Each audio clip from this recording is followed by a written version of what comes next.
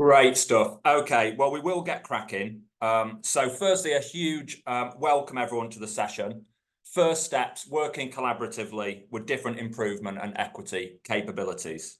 So I'm Dr. Matthew Hill. I'm Head of Insight, Evaluation and Research at the Q community, and I'm absolutely thrilled to be chairing the session today. For those of you who are not too familiar with Q, we're a community of thousands of people across the UK and Ireland collaborating to improve the safety and quality of health and care. We've just reached 5,500 members, and we're delivered by the Health Foundation and supported and co-funded by partners across the UK and Ireland. If you do want to find out more about Q, please visit our website. Membership is free. And it also, membership provides access to all kind of manner of learning and development opportunities and even funding opportunities. So really recommend taking a look at the website if you want to find out more. At Q, we're delighted to be partnering with NHS providers on this programme and to have the support of the Health Foundation and NHS England to deliver it. I think the partnership so far has really been able to draw on the kind of complementary strengths and experience of the two organisations. And obviously, we've got a lot more in store for the programme as well. So we'll continue to do that in the future, which is great. Today is the latest in a series of peer learning events and resources that are designed to really help you all as senior leaders within provider collaboratives in developing shared improvement approaches, which embed a focus on equity from the outset. And we do understand that this is kind of emerging work for most of us. So it's a real opportunity to, draw on learning from elsewhere and reflect on your role as senior leaders and think about how you can apply that learning from elsewhere into your own organisations and provider collaboratives. And like I say, because most people are at the beginning of their journeys around this is a space to really surface, reflect, share with peers on this journey. What are the barriers you're facing and what are some of the enablers and opportunities for taking this work forward? So really looking forward to learning from you all today and hopefully making some progress on this really crucial topic. We're really pleased to have 4 outstanding speakers joining us today who are going to share their experience and perspectives.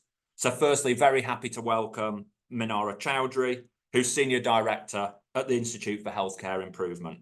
And she's going to share her expertise and learning from all of the work that's been going on at IHI. Then we've got 3 speakers from the Foundation Group. We've got Ali Bolton, who's currently Fundraising Campaign Director for Wye Valley NHS Trust.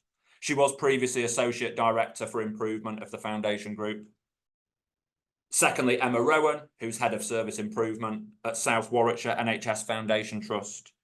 And thirdly, Lindsey McLean, who's Urgent Care Programme Manager at Wye Valley NHS Trust.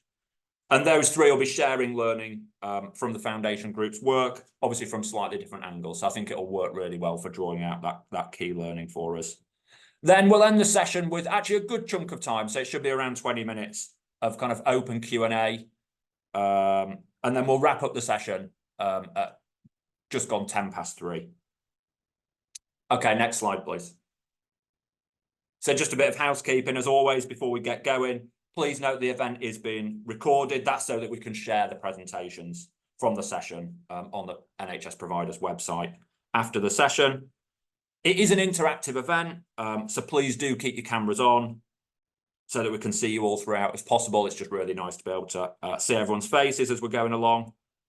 Please do mute your microphone when you're not participating so that we minimise any background noise. I will jump on if I hear any. Should you lose connectivity, you can rejoin with the link that you've already joined on. And like I say, we really welcome kind of questions and comments throughout the session. We really want to get a good discussion going, actually. We think that's going to be the best way for us to all kind of consolidate learning and make progress on this topic. There will be kind of specific sections of the session for questions, but please do just share your kind of thoughts and reflections throughout. When it comes to specific time for questions, you can either add your questions to the chat or raise your hand if you do want to come off mute and share your question and reflections verbally. Any unanswered questions will get taken away and answered after the event in the communications that we send around after.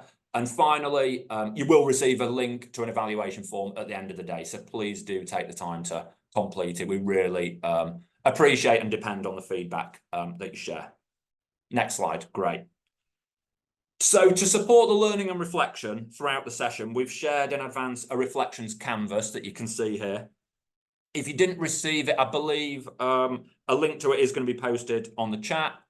Obviously, you can just use pen and paper as well. It's completely up to you whether you use it, but hopefully it is a useful tool to help you get the most out of these peer learning events and sessions, and to help kind of organise your learning and reflections and consider how you might then apply it in your own context. Okay, great stuff. Well, without further ado, I'm going to hand over to our first speaker, Minara. Thank you so much. Thank you. So it's a pleasure to be here with you today. If I introduce myself, my name is Minara Chowdhury. I'm a Senior Director at the Institute for Healthcare Improvement, and I'd love to share with you today some of our thoughts and reflections as we think about delivering the equity agenda through quality improvement. And I'll also highlight some of a few case studies of what we're actually doing currently, which might help to just put things into perspective in terms of how we're doing the work. So next slide, please. So just to begin with a statement, inequities are variation. Something is different, and something's different and it's happening constantly, but it's variation. Inequities are harm. It means something's going wrong. We're doing something that's causing harm to someone else. But at the end of the day, inequities are created by the systems themselves or ourselves, and we're all part of different systems. So really, it makes us think about how we can address inequities. Next slide, please. But the good news is that the methods of quality and improvement science actually exist to try and monitor failures and errors and defects and variation. And a lot of the work that we all do in improvement is all about tackling variation. How do we standardize? How do we address variation? So that's the good news. But there's no automatic answer. It doesn't mean that just because we do quality improvement, we're addressing inequities. And I think that's a really important point, because we may well think that we're addressing the waiting list target, just as or the waiting list, just as an example, but that doesn't mean that we're resolving inequities. We may have resolved an access problem, but why not? Why is that? Next slide, please. So we know that every system is perfectly designed to create inequities, because that's just how our systems are designed. And in some ways, the benefits of quality tend to accrue before tend to accrue to the powerful ones before others. Let me give you an example. I was at a learning session with NHS colleagues a couple of months ago, and one of the teams wanted to work on an app and said, let's introduce an app so that mothers can manage their gestational diabetes better. Everyone said, wow, that's amazing. But then we thought about, when we really start to think about, is this addressing inequities? We start to think about who has access to our app. Are we assuming that all of the mothers across all of the different population groups, ethnic minorities, disadvantaged populations, do they have access to a smartphone? If not, then by making things app-based, are we disadvantaging that population? But in real terms, introducing the app is actually a quality improvement technique. And it's good because we're making things more accessible, people can get their information. So the theory is that there are three ways. So we can either do improvement where the disparity is maintained. So we do something and actually we don't make any difference to equity to what it is today. Next slide, please. There can also be, yes, that's correct. So there can also be a different scenario where we introduce an improvement through which we're actually decreasing inequities. And that may be that we have a special equity lens through which we're looking at our improvement. And as we do that, we start to narrow the gap and we start to decrease the disparity. Next slide, please. Or worst case scenario, we might actually increase disparity, which is a really frightening thought. And the reason I highlighted the app example was in that case, we were doing quality improvement, but actually we were in some cases contributing to increasing the equity gap. Next slide, please. So how do we use improvement science to improve and strengthen systems with a specific lens on equity?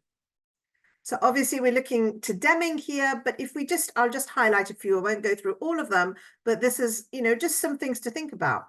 When we think about appreciation of a system, it's good to answer if we're looking at an equity lens and we're thinking about system, what's the culture like? What are those key processes and how does equity come into play when we're thinking about key processes? When we think about knowledge, theory of knowledge, what's the issue that we are trying to work on? Is it that we're going to address equity amongst a community? Are we going to address maternal mortality amongst different ethnic groups? Or are we addressing or improving access for disadvantaged groups in a community? So what is it that we're actually trying to do? What's our theory about how we overcome it? What's our theory of change around that? If we think about the psychology of change, how ready do we think people are for this change? So if we're going to, and I'm going to share with you a little bit of an insight of a Core 20+5 project in a second, are people ready for this change where we're trying to do something to reduce inequities?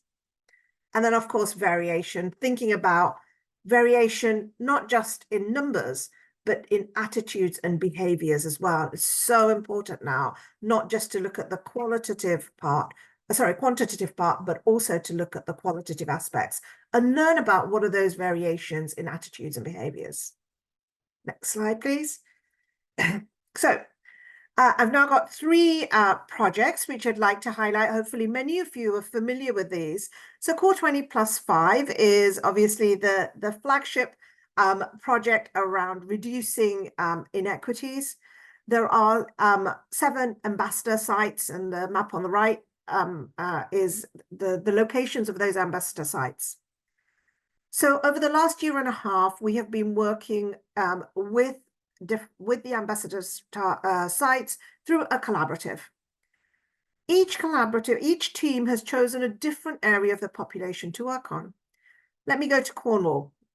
In Cornwall, they decided to work on improving access to breast screening for the Gypsy Roma traveller community. So a very narrow scope in terms of a specific community, a specific condition, specific diagnostic. When they first started the work, nobody would go and have a breast screening appointment. People wouldn't go, they won't go to the local facility. There was issue of trust. Culturally, they just did not want to go there. It wasn't on their agenda. Now, the Cornwall team, they really were a team. So we have people from public health, NHS Public Health, as well as the trust came together to think really creatively about how they could get to that community. And they did. And they started with 1 patient after many tests. And then they went into 2 patients, and I think they're currently at 3 patients. It's slow. It takes time, investment in effort, and it requires us to have a very open mind about how we address this. Next slide, please.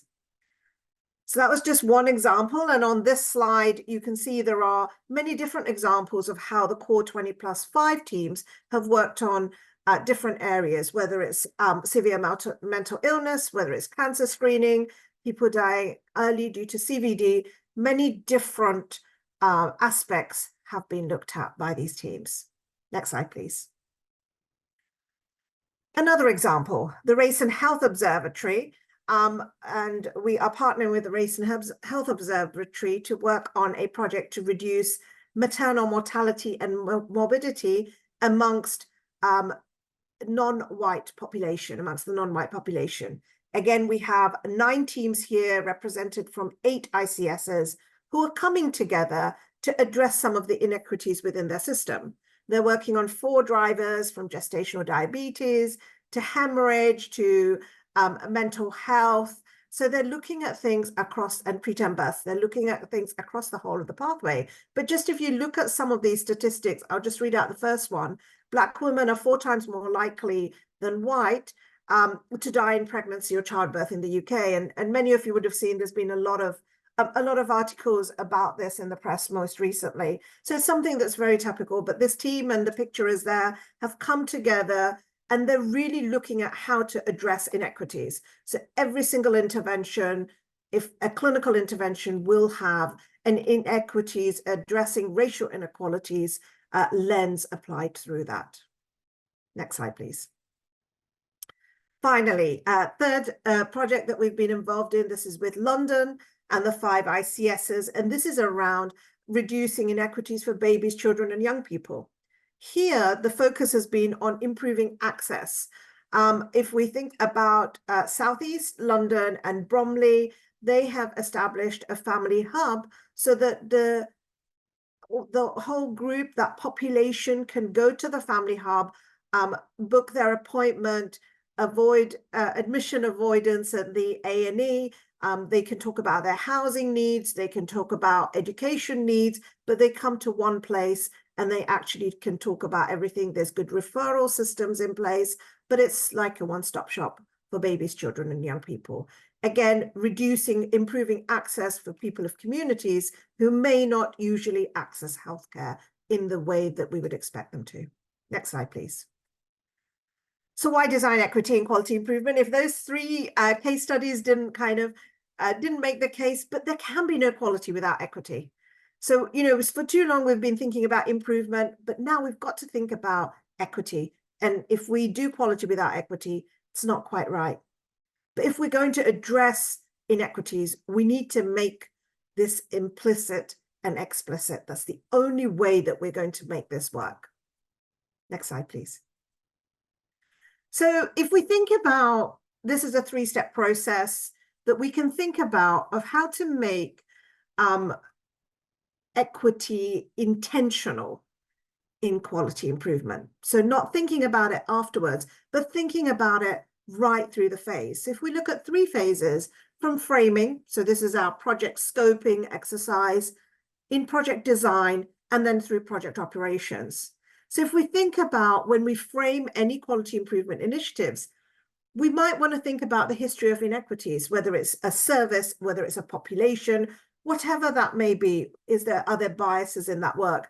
That's going to help us to think about inequities right from the start. We can think about it during project design. How do we define the expertise? What expertise do we need? What are those change packages that we need? What aims? How do we integrate an inequity statement into our aims?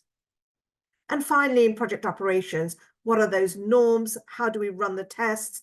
Who owns the data? How do we access data? So in the framing stage, we really want to focus on making it the implicit explicit around equity and quality. Next slide, please. And then in project design and project operations, we're thinking on focusing on disrupting the power dynamics so that we're really thinking very deeply about how we embed and ensure that equity is built into those principles. Next slide, please. So this is an example, 8-step process. So next slide, please. So from this, we can see that affirming a commitment to health quality, health equity, approaching the work with humility, and building awareness are all part of the framing stage. So even if we look at this, and this is a specific example, but if we look at these 3 steps, they're very much around framing, and this is how we're ensuring that we're addressing equity as we go through the project process. Next slide, please. As we look at committing to co-designing with people with lived experience, we're navigating stakeholder relationships, and we're also looking at shared leadership. Those are all part of the design phase. Right, last slide of this one is around operations. building the quality improvement capability, providing dedicated project management support. Every single step in this process can have equity built into it. Next slide, please. So as we think about this, there are some questions, and I'm sure some may have questions, some may not. So how do we know when it's the right time in the process to discuss sustainability? This is sustainability of equity principles. How do we scale equity-based interventions when every scenario is different, every community is different? And I just highlighted the Gypsy Roma traveller community. I highlighted a specific example in Bromley. I highlighted a very specific example around maternal newborn.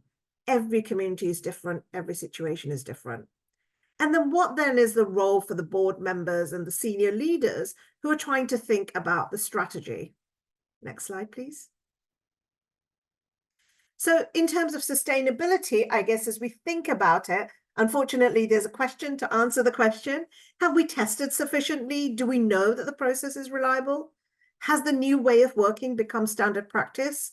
And is there acceptability in the community for this new process or system? Has the community accepted this? And just go back to the Cornwall example. Yes, there's some acceptability. It started with 1 patient, then 2, then 3 now. So there's some level of chatter going on in the system. There's some level of, yeah, let's try this. So it might be a good way to think about sustainability there. Deciding on when and how to scale is just so important. Defining what's the scale of a scalable unit, because again, because the communities are different, what am I actually scaling? Am I scaling the learning from the addressing the equity? Am I just scaling the quality improvement part of it? What is it that we're scaling? What is it that can be applied to the other setting? What are those generic principles? So a real recommendation here is to develop those generic principles that you think, okay, these are the 3 things that need to be applied across the board.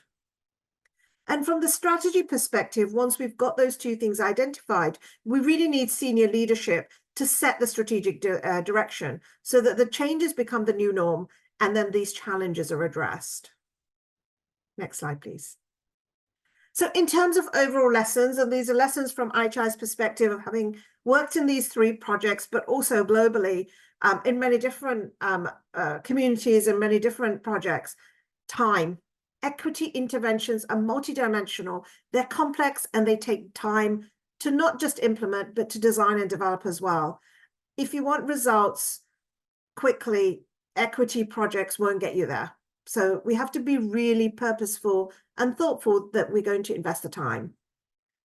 We need to understand who the target audience is. A very specific community you need to start with. You go too broad, it's difficult to manage and difficult to demonstrate impact on a community or on amongst a group of individuals.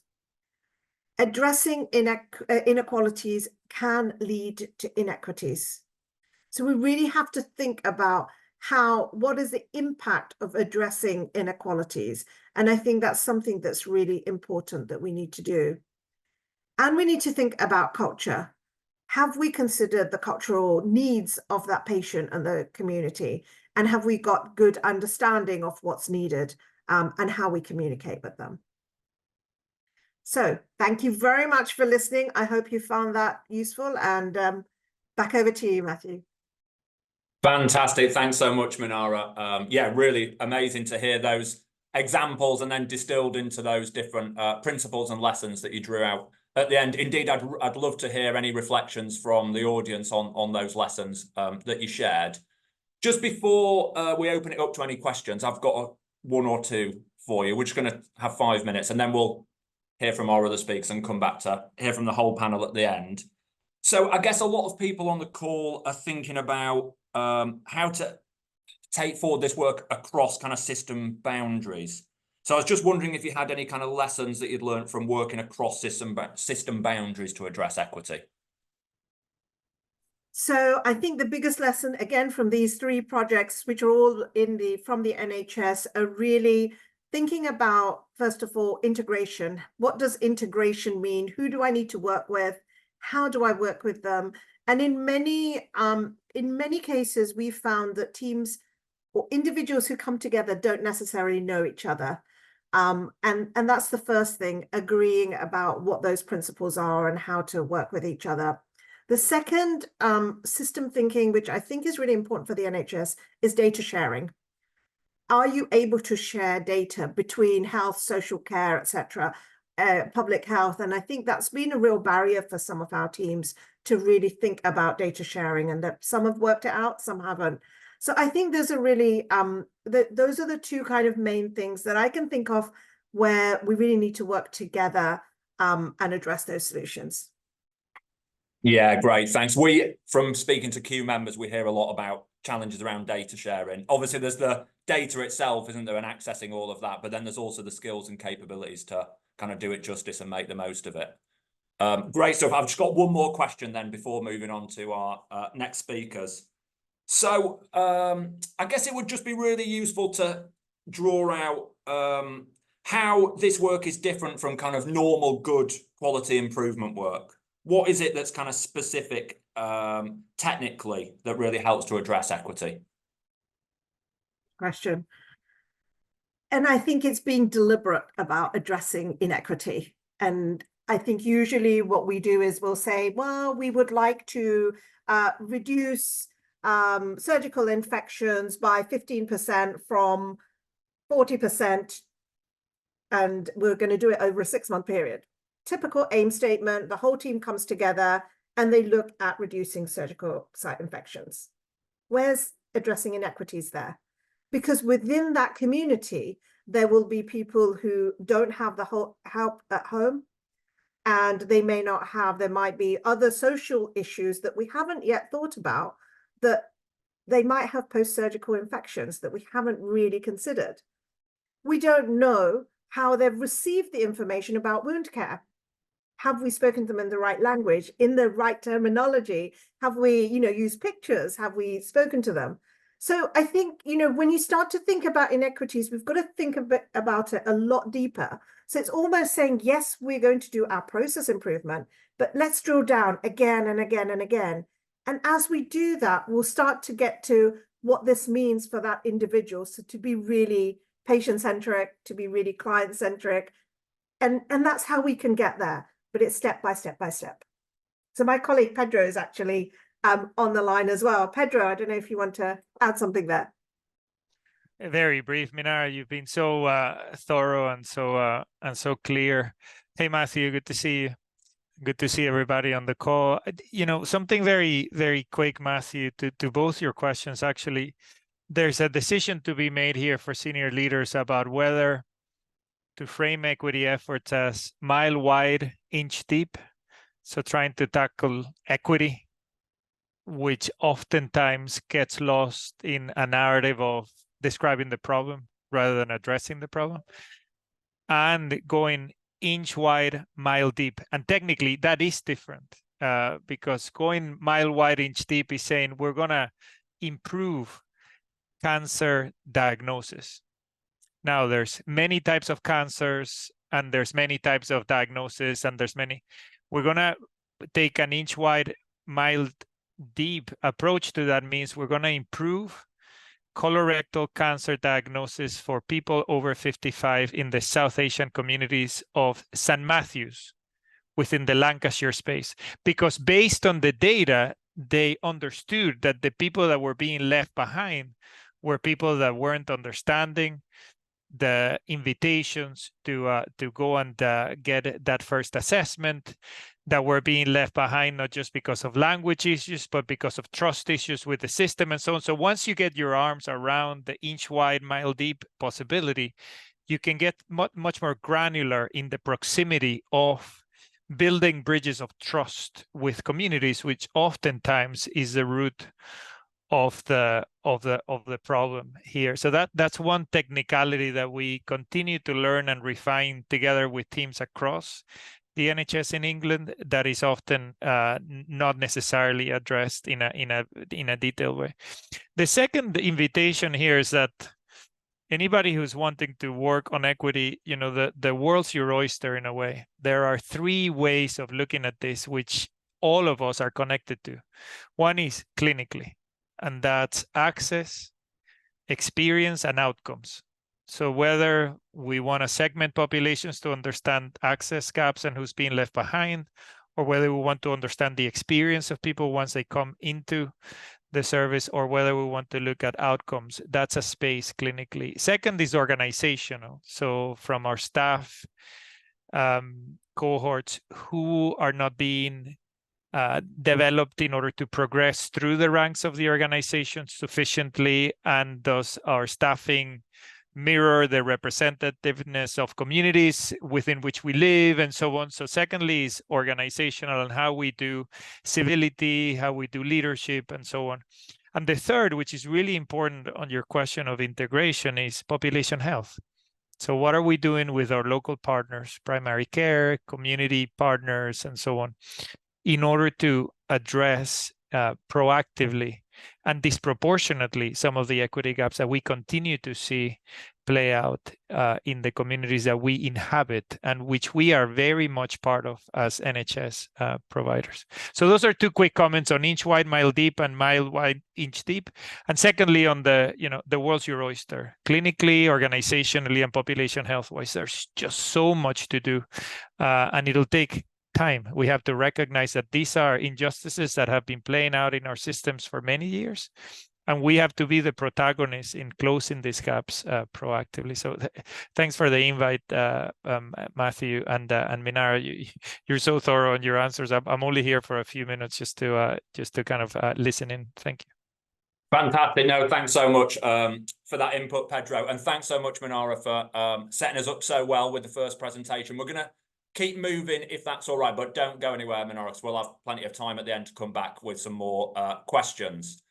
So to keep things moving, I'm going to pass over first to Ali Bolton from the Foundation Group to be the first of three speakers, rather, from the Foundation Group. Go for it, Ali. Thank you, Matthew. Hi, everybody. Ali Bolton here. I think I'm currently the fundraising campaign director at Wye Valley. I'm on secondment, just fancy dipping my toe in something else. My substantive role is Associate Director of Improvement. And I'm going to let my colleagues introduce themselves when we get around to each of our sections. Next slide, please. I just thought it was worth just sharing with you a little bit about the Foundation Group before we dive in. So we're made up of 4 organisations. South Warwickshire University Foundation Trust and Wye Valley came together in the first instance. We were joined by George Eliot Hospitals Trust and more recently by Worcestershire Acute Hospitals Trust. And it can feel sometimes a bit big and messy, but I mean, that's the NHS in a nutshell right there, isn't it? The things that do make us a little bit different, I guess, are the fact that we share a Chief Executive Officer in Glenn Burley.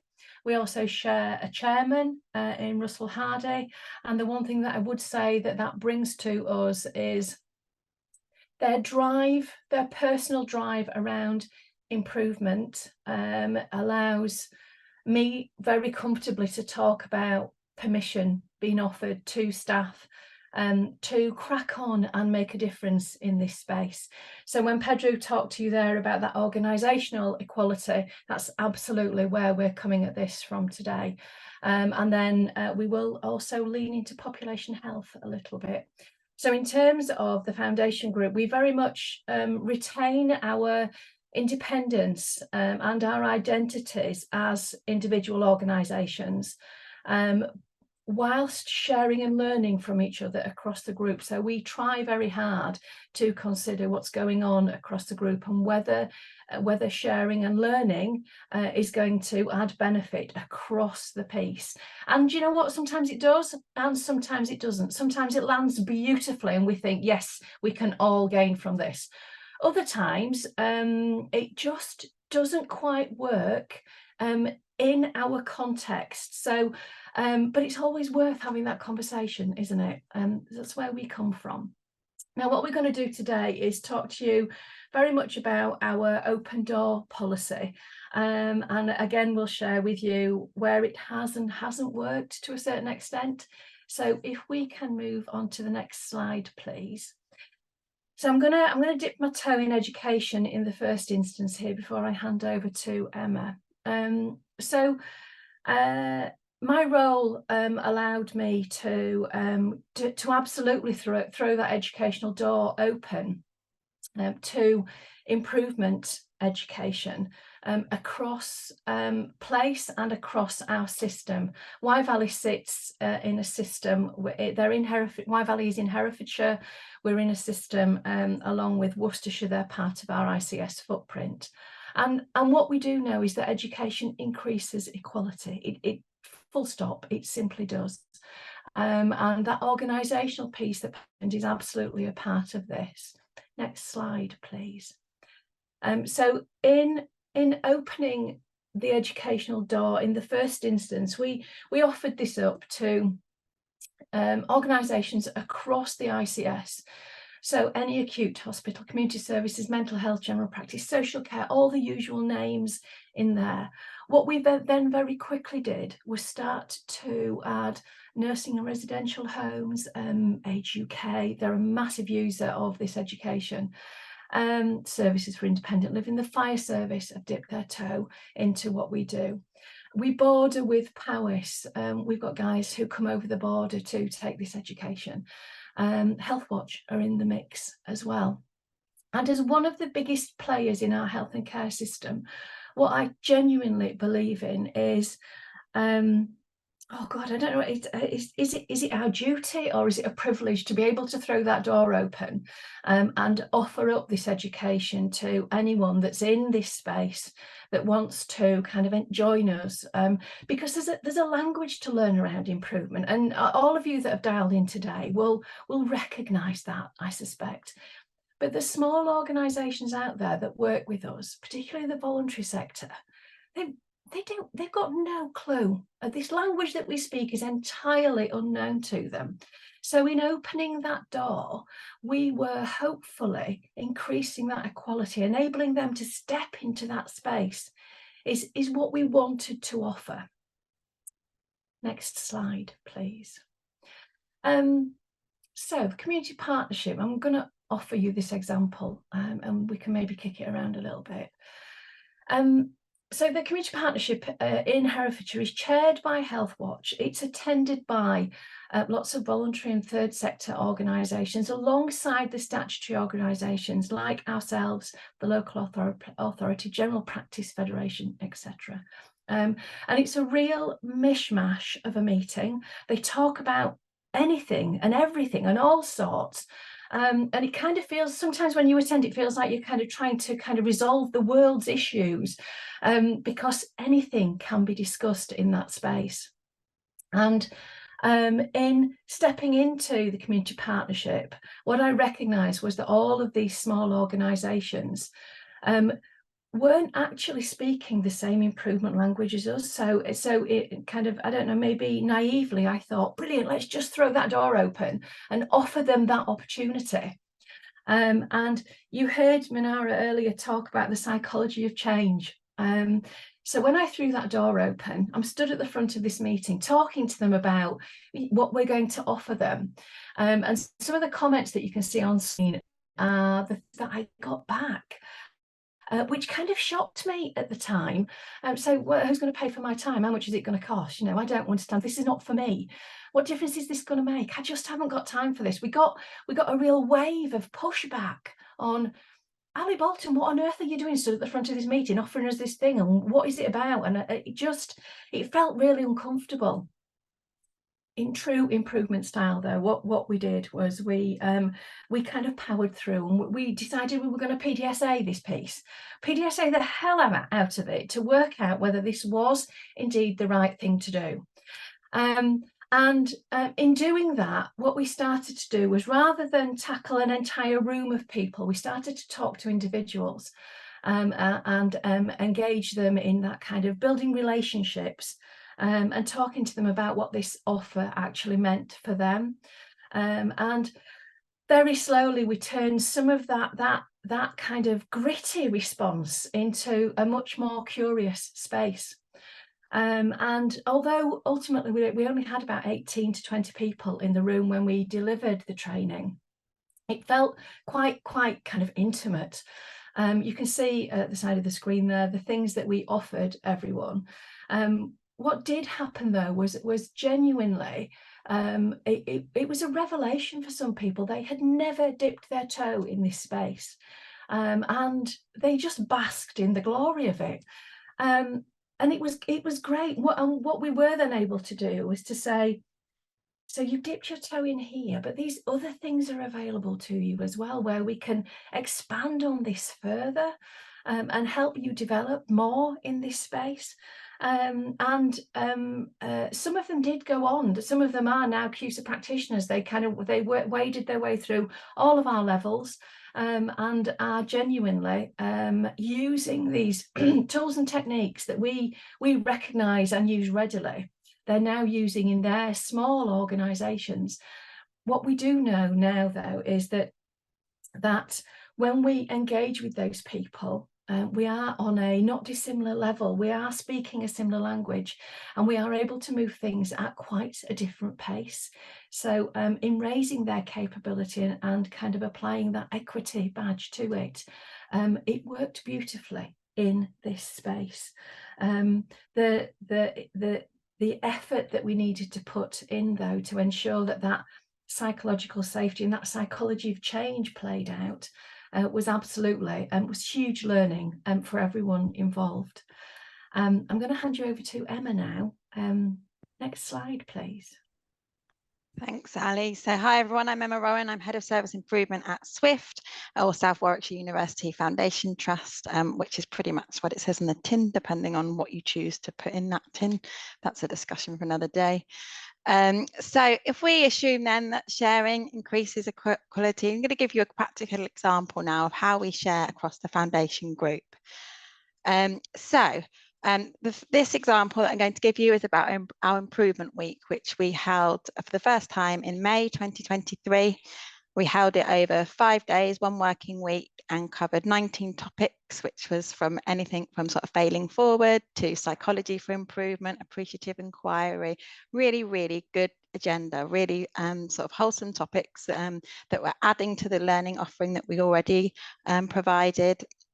And that enabled sort of over 60 speakers to come from internal and external organisations to kind of, improve and increase our improvement capability. So it was open access. We advertised it widely, so as many people as possible could attend from across the organisation. Didn't matter on what level. We weren't particularly targeting specific people. We wanted as many people as possible to be able to reach our content. So there were drop-in sessions. You didn't have to commit to the whole thing. We didn't have to commit to one thing. You could even just drop in and out of shorter sessions if you wanted to. So we also offer training, as Ali's just mentioned. We offer CUSA training. Then it was the 3 organisations within the foundation group. So we offered CUSA virtual, which is an 8-hour programme across 4 days, which again just further sort of helped to embed that culture of improvement and the training that we were able to offer, and that culture that we could provide. So yeah, thank you. So throughout the days, we were able to share examples. So they were non-clinical and clinical examples of where we'd applied improvement methodology. So sometimes that could be examples from across the foundation group where people have worked together. Sometimes it was how we'd work with our place partners. Sometimes it was small internal examples as well. And what you could see throughout that week, through the chat and through sort of asking people afterwards, were that connections were being made across the foundation group throughout that time. And just meant that people could apply the learning from one example into their area of work. And there were some really good examples of that happening, people being invited to kind of other workshops as a result of that. But really what that week helped us to do was to have that space to think, that time to apply improvement into people's own work areas. It built that culture of improvement, and particularly one of the sessions was around safe to fail. And we had 2 very senior members of our exec team come and talk to us, very emotive examples of examples where they had failed. And we had that quite early on in the week. So and what we found from having that was that they created this openness throughout the week where people felt that they could share their own examples, and you know, they could share examples where things hadn't gone right for them as well. And just having that senior leadership at that session just really helped to set that scene for the week. Next slide, please. Thank you. So how do we build on that for 2024? Well, we've already started planning that, and that was a request of sort of the senior leadership teams.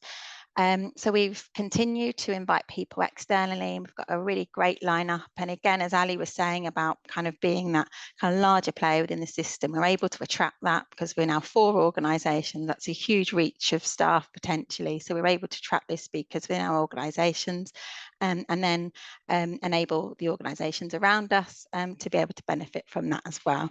And then we've got our own internal speakers as well, and we'll continue that theme as well around sort of that permission to fail, that permission to try, and by having those senior leaders speak again about that thing.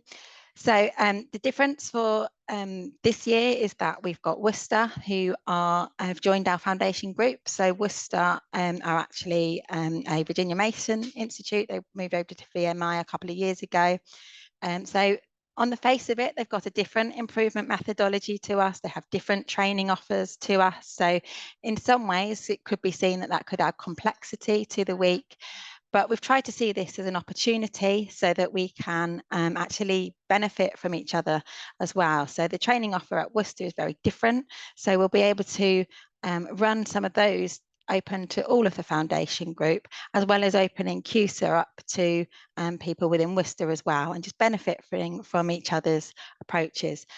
Because really, you know, when you come down to, you know, what we want from improvement is that iterative approach. It's that plan, do, study, act, that planning, that studying, and being able to just kind of apply, you know, involve our stakeholders. You know, the themes are similar, I guess, is what I'm trying to say, across all the different organisations, and we all bring something very strong and something different, but also work together. And hopefully from that event we'll be able to take away as many examples as possible, again be able to share those improvement examples and then take them back out and create that culture, how we start to improve across the sort of widening foundation group as well.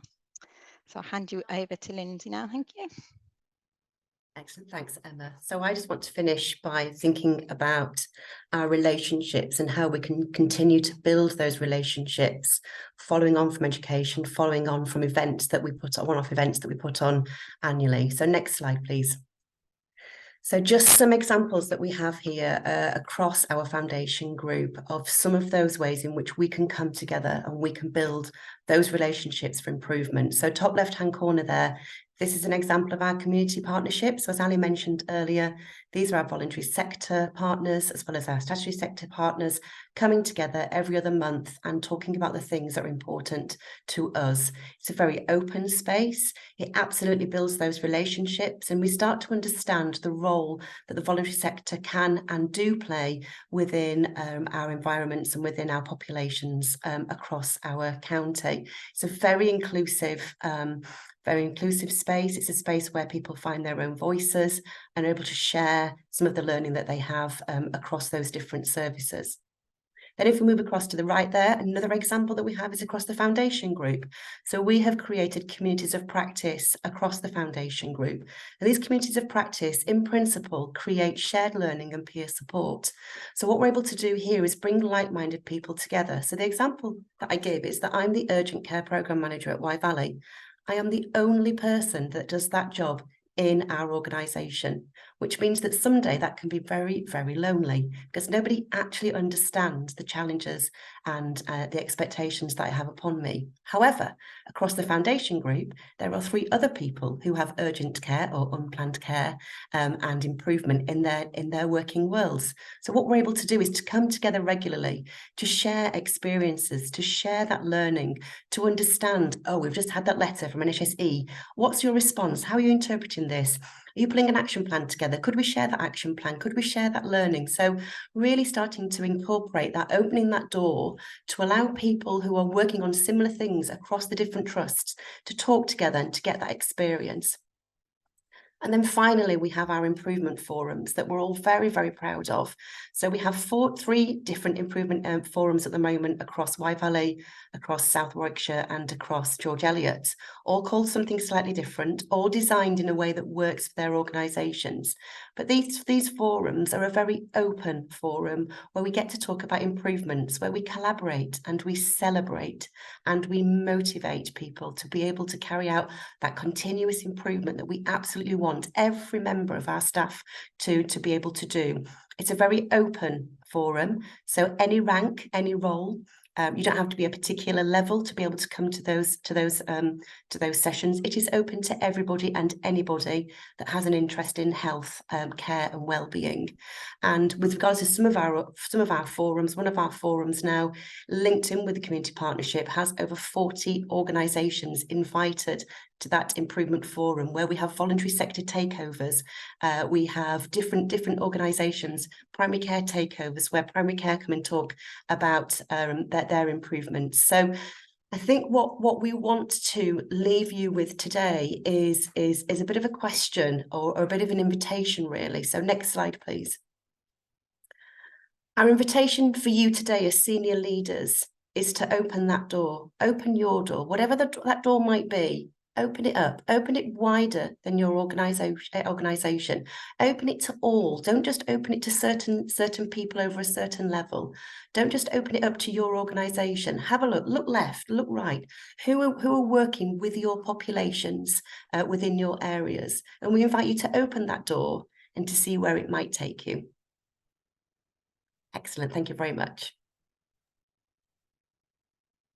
Fantastic. Thanks very much, Ali, Emma and Lindsey. And yeah, really nice image to finish on, and really great to hear about all the positive work going on in the foundation group. So we've got now till about 3:10 to open it up for questions.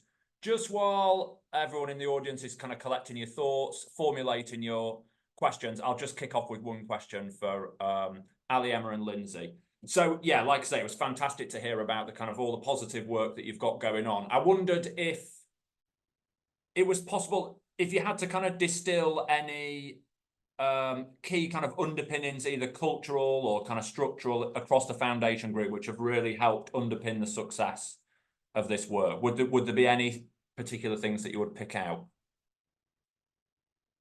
For me, it's very much the permission to engage our colleagues across the group. It's really easy to sit in an organisation and just you're kind of navel gazing to a certain extent, aren't you? The permission to go and find your counterpart in 3 other organisations and know that you've got permission to just dial in, have a cuppa, talk about the drama of your day. Lindsey's already mentioned this, but it's incredibly powerful. Lindsey and I met with the preceptorship lead at Wye Valley recently, and she was saying how difficult it was, given that she was this lone ranger in this environment, and we both went, oh, hang on a minute, you don't have to be. And just opening her mind to the idea that actually there's 4 other guys out there probably doing a not dissimilar job to you. And so we spend time very much joining dots and connecting people. And that's really powerful. And for me, that's one of the biggest hits that the foundation group offers us. Emma, I don't know whether you want to add to that. I think that's a nail on the head, really. It's all about those relationships and having those people who can connect the dots, as you say, and then join those links up so that people can have that, start it, and then let that relationship grow kind of organically, so that it it's not forced. It's not saying, right, you 3 have to work together. It's, oh, actually, I quite like to talk about this with somebody else. And, through those improvement forums that Lindsey mentioned, we're able to do that quite a lot. And I think we invite each other to kind of various different things so that we're able to kind of create that sort of that cross-organizational link, and then kind of put the right people in touch with others. Great, thanks very much. Okay, we're going to open it up. So Minara, are you able to come back in off your camera, and we'll open it up? And Great stuff. We've got a question from Jenny, and like I say, please do keep adding the questions to the chat, and I will invite people to ask the questions of our panel. Jenny, you take us away. Thanks, Matthew, and fantastic presentations. Thank you so much in there.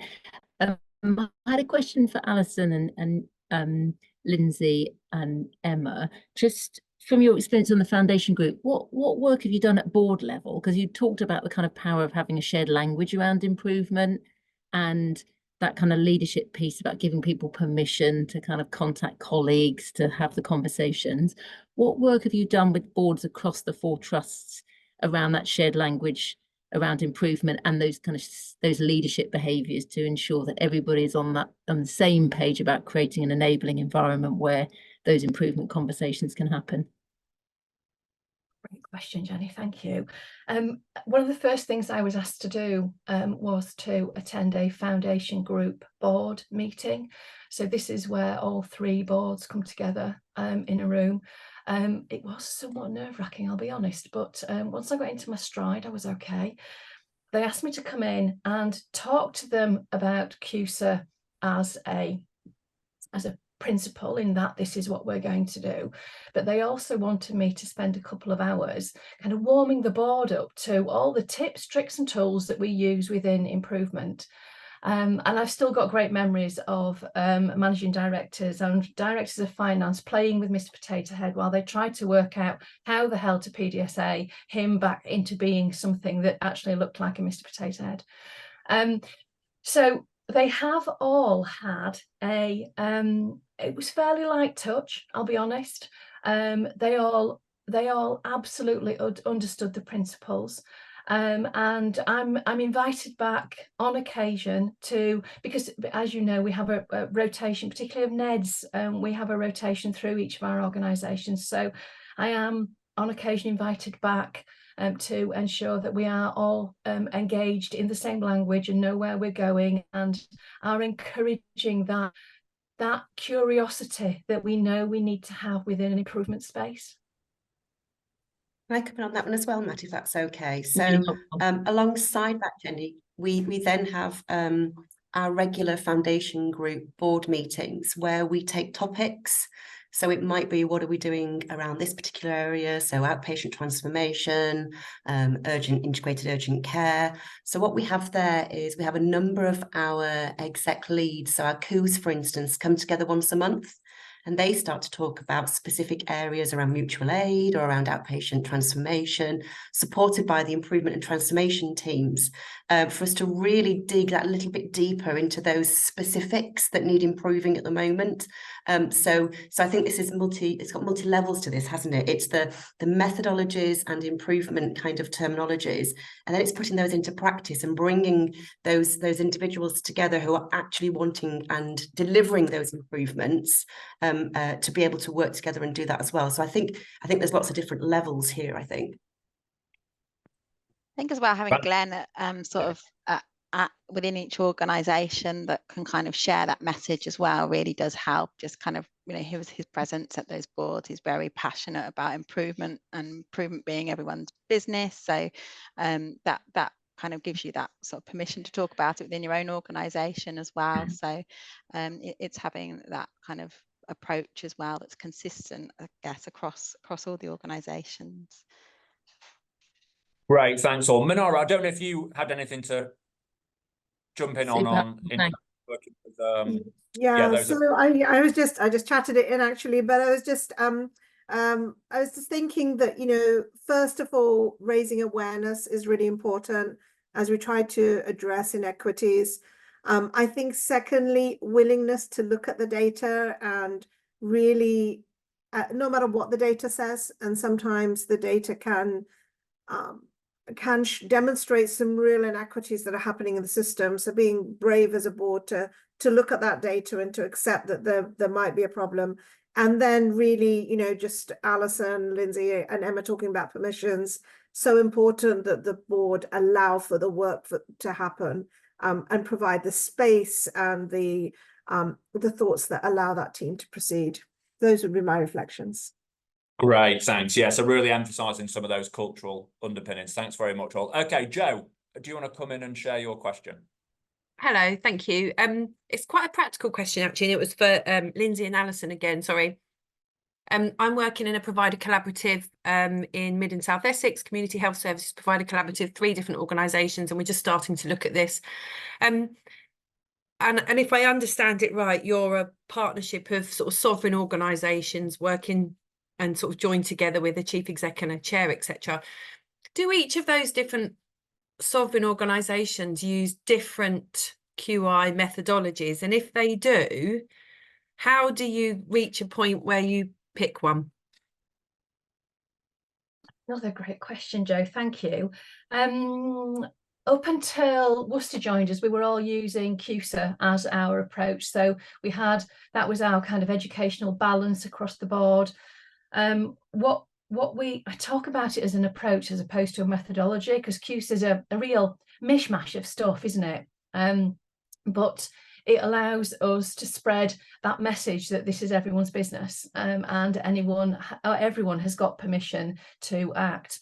With Worcester joining the foundation group, and then being a Virginia Mason organisation, I had a major wobble. I had a bit of what on earth does this look like? And then I kind of had to get over myself, because the reality is they're not using dissimilar language to us. And I got to a point where I almost feel like I don't care what improvement methodology you're using. It literally doesn't matter, so long as we are all improving and our language is not dissimilar. So those barriers aren't in play. I think there are things to learn from both sides of that party. And we are genuinely hoping to do that as we move forward. Yeah. Does that help? It really does help. And I think sometimes something as simple as that can be indicative of wider cultural challenges that, we can't possibly do that, it's too hard, when actually there's something else going on. It's like I always say, when your kids won't eat their dinner and they won't eat their peas and there's a big drama, and then later on you realise that there's something big's happened at school and it wasn't really about the peas. And so I think sometimes these silly little things like, well, which QI methodology are we going to use and which approach, can be symptomatic of sort of bigger cultural challenges. But I was just interested, as we start this journey, to understand if that had been an issue. But that's really helpful. It's just about the principles, really. Definitely. Matt, thank you. Excellent, great stuff. Yeah, it's Sorry, not Matt. always about the peas. It is sometimes about the peas, but it's definitely not always about the peas, is it? Lindsey, sorry, did you want to come in on that? Yeah, sorry, it was just around the measures more than anything, Jo. So methodology, like Ali's already implied, if we're empowering people that do the work to improve the work, it almost doesn't matter what we're using. The great learning that we've got, Jo, is around measuring apples with apples. So we often, when we come together and we start to talk about our outpatients or our urgent care or virtual wards, for instance, very hot topic at the moment, and then we start to see and we measure across and we have a look across and see, how many people are on your ward, how many people are on our ward, and we start to realise that when we're measuring apples with pears, we're not measuring apples with apples. So I think when you're looking at your measurements for improvement, that's definitely a huge learning that we've had across the foundation group. Methodologies might be different, but we do, if we're going to compare, to be able to support learning and sharing, then make sure you're all measuring the same thing, which is much easier said than done. We're getting there slowly but surely, but those measures, I would say, is a great learning thing from our perspective. Great stuff, thanks very much. Ros, I was just going to call on you to share a bit more about your question. I don't know if you are able to unmute, but it'd be great to just hear a bit more on that. Great. Thank you. Sorry. If you hear anything in the background, apologies. It's just where I am at the moment and I can't do anything about it. So first of all, I wanted to say thank you to Minara and to Pedro. I love things like mile wide, that sort of thing really impacts me. But I thought, the points you made about inequalities leading to inequities, because we're all talking about inequalities all the time, but as you say, so I thank you for those insights. I really will put them on my reflection sheet. And also Lindsey's point about apples and pears. I were in the world of pressure ulcers for such a long time and realised everybody were measuring and doing things differently. So totally with you on that one. I was reflecting on 2 things. One reflection was the impact of you being a foundation group compared to working within an ICB, where we have a duty to collaborate. but there are some barriers to that collaboration where it might actually be detrimental to do one thing for one trust to another. So whether or not, you know, and in fact, any of my colleagues who work within those structures have got any thoughts as well, you know, are on the call. And the other thing was about one of our biggest problems is the length of our neurodisability waiting list. It's a national scandal, is my belief system. I really do believe we have a national scandal about the care of children with neurodisability and people with in this country. And I was thinking about, you know, how could we use something to tackle something big like that? You know, waiting lists and stuff. We've been, you know, surgical site infections, pressure ulcers, been around that space such a long time. What's the potential for some so big, those really, really societal, deep issues? So if that's a ramble, I do apologise, but I'd like to hear what people think about ICB versus a foundation group, and then if anybody's got any thoughts about probably one of the biggest wicked issues, which is the care of people with learning disabilities and neurodiversity in particular. Great, thanks, Ros. It looks like Lindsey wants to come in. I don't know if it's on the first or second. You go for it, Lindsey. It's on the second actually, Ros, and I'm with you 100% on that one. Around the sort of waiting, the waiting lists around, especially for children, like you say, as well as adults. I think the work that we're starting to do with our voluntary sector is really interesting, because we've got something like over 3,000 different types of either very small groups or large groups across Herefordshire, across the county, that are delivering different services to different populations across the county.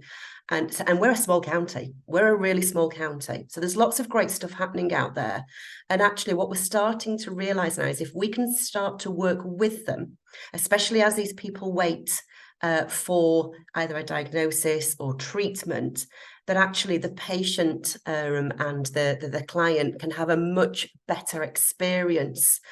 You'll be surprised what's available out there in the voluntary sector and what support they're giving that you may not even be aware of. So I think, not that we've nailed it at all in Herefordshire, I'm not saying that at all, but actually reaching out to your voluntary sector and starting to join some of those dots is something that we, especially from a children's perspective, is really interesting, and we're really starting to make some grounds on being able to signpost people and being able to help people if they are waiting, and we can't change the waiting list, but we can give them extra support available across the county. I would invite you to think about that in your areas. Great, thanks very much, Lindsey. And any thoughts on that first question around kind of the complexity of the footprint and collaborations across providers, across ICSs, ICBs, and that complexity? Ali, I don't know if you were coming on that or on the other point. I was, Matthew, thank you.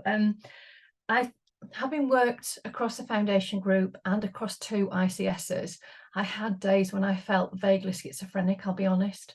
And the only thing that saved me were the relationships that I was building, because in the first instance, I was working across 3 organisations, all of whom worked just a little bit differently. Applied 2 ICSs to that, and it just blows your mind. And the demands that are coming from each are all a little bit flavoured differently. But leaning into building relationships to ensure that you can get through the difficult times without falling out in heaps, or even if you do, you can kind of make friends again, like families do.